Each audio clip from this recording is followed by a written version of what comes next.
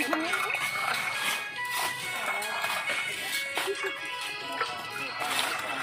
ี่ผ่านกฎระบบได้ให้ตอนนี้เกิดขึ้น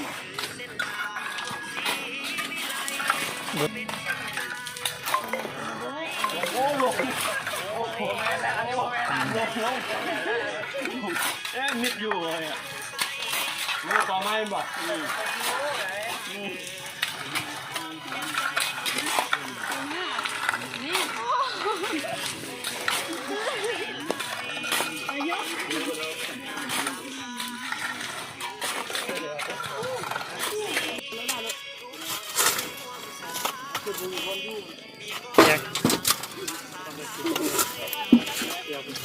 ที่ยวเดียวไว้นิ้วเวียกงานพัฒนาชนบทเด้อที่กำลังพุดขนโบแฮอยู่เนาะปัจจุบันนี่เพราะว่าเพื่อนว่าอีกจัก5 นาทีเราสิเห็นคุมค่ำอยู่ในหันแล้วว่าสิตอนนี้เพื่อนกำลังสู้เอาสู้เด้อเป็นกำลังใจให้นักศึกษา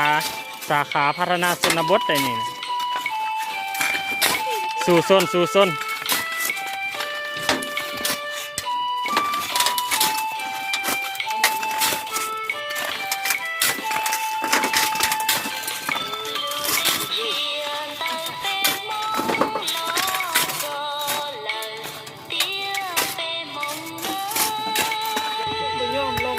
อาจารย์ผู้ชมอาจารย์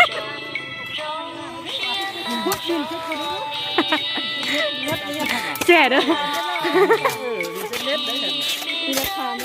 อาจารย์มาดีๆเด้อแบกเมียเด้อ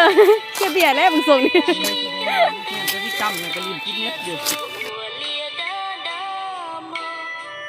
เป็ดนี่งามเนาะเป็ดนี่เนาะนี่วิธีชีวิตชนบท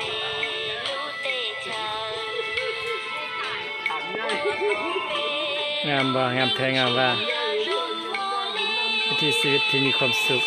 เลี้ยงเป็ดเลี้ยงไก่มีน้องปลามีเฮือนอยู่เย็นสบายนี่แหละความสุขเลี้ยงไก่งามบ่กบพ่อแม่พันธุ์ธรรมชาติก็ดี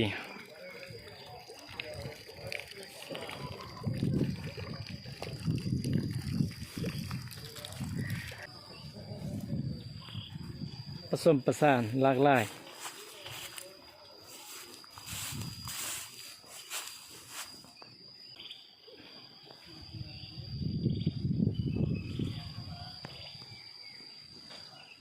อยู่บ้านห่านห้วยเมืองปักแสงแขวงหลวงพระบาง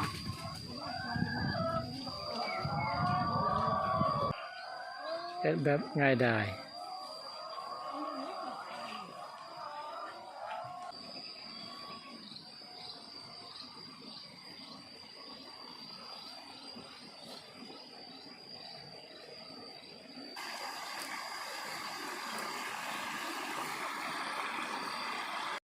สองคน2 คนโอ้โหอันนี้แหละการพัฒนาชนบทนะประกอบส่วนช่วยสังคมในนี้เห็นแล้วองค์อยู่ไหนกูยังบ่ทันได้จุก่อ